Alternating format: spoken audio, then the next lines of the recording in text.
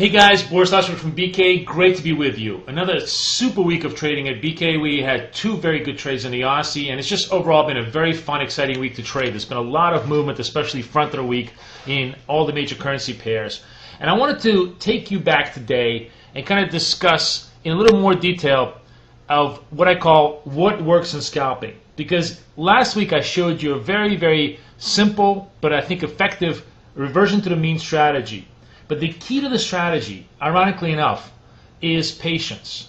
What really works in scalping, which is a very, very fast, highly reactive type of activity, is actually sitting on your hands 99% of the time. Because, for example, when you get into this type of situation, it's very, very tempting.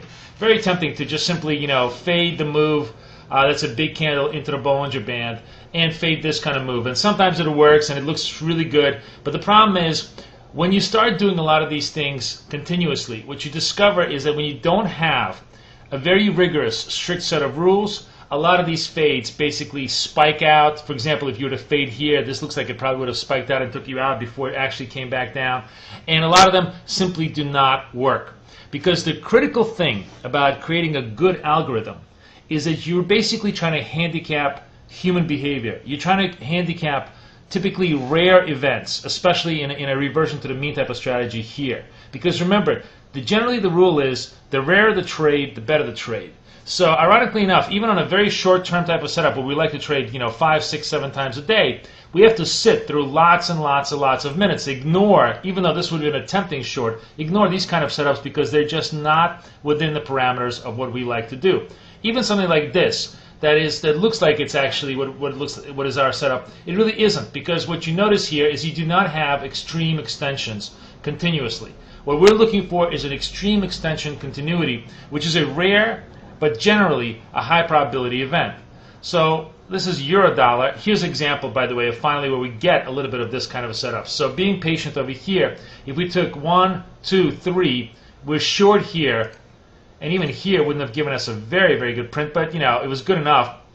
We were shorting at 48.08. And by the way, I just want everybody to understand, in addition to the 3-bar setup, the one thing that I always avoid is, imagine that this third bar was at 47.90, 47.95. The one thing I always avoid is, if I have a conflict with my run to the zero setup versus my risk aversion setup, I always let the 00 setup take precedence. In other words, I do not front the 00 setup. I don't fade the 00 setup. So even if I have a setup like this and it stood before the 00 number, I would stand down, or I would wait for another candle hopefully to print, and I'll only fade the fourth one once it ran through the number. Because trying to stand in front of the number as they're about to run it, even if it looks like it's an extreme move, is a very dumb idea. Typically they're going to run the number before the extreme exhausts itself. So here we're coming in at 08. Stop is around 18, so we sort of survive it, barely, and then of course, it tends to work for plus 10.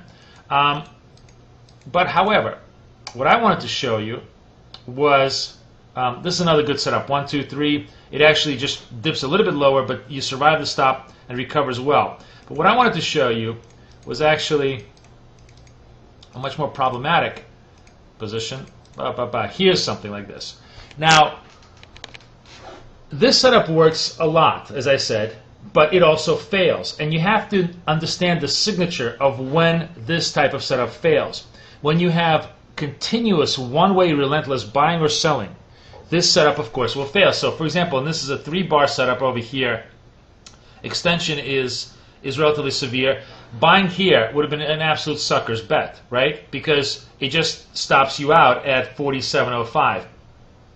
By the way, another very interesting point is that if you're stopped out here, the dumbest thing you can do is go right back in a trade. Because what are you doing here? Yes, it's overextended. Yes, it's had like five bars in a row against you, but you're coming in against the 00 setup, and of course they're going to break the handle before any kind of a bottoming out process happens. But even more importantly, the other rule that I implement is that if I have 1, 2, 3 and a stop, I begin my count again. The very, very important thing, and the monstrous trap that you never want to get into, is to in other words, get stopped out and keep reshorting. Because you do not have a fresh setup until you have. So if this was 1, 2, 3 and I got stopped out of the setup, I would reset my setup at 1, 2, 3.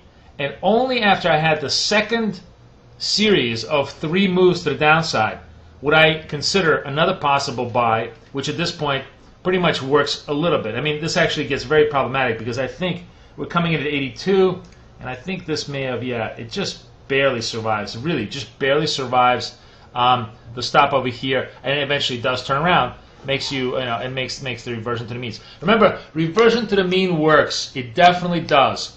But when it doesn't, the most important thing is to get out of the way and to re-begin your count. You're looking for those rare, unusual situations during the day when the probabilities are in your favor. And that's the key to what works when you're scalping. Now, before I leave you, I want to show you something that you might find interesting. This is the BK record since we went to session-based trading.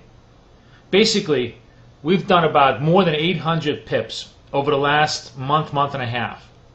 And I wanted to show this to you because I think while, of course, there's absolutely no guarantee that past results are going to show you any kind of future performance, I think it shows you just how robust our model has become for the time being. And that's why I want everybody to consider and invite you, for those of you who are not in our room, to come try us out because we're trading well, and I hope you would enjoy your experience with us. I'm going to post the link to our website right on this video, and if you're interested, feel free to come down and read about everything that we do. And in the meantime, I wish you the best of luck. Next week, I will be gone, so no video, but 2 weeks from now, we'll reconvene again and discuss our adventures in Scalp Land. This is Boris Schlossberg for BK. Best of luck and over and out.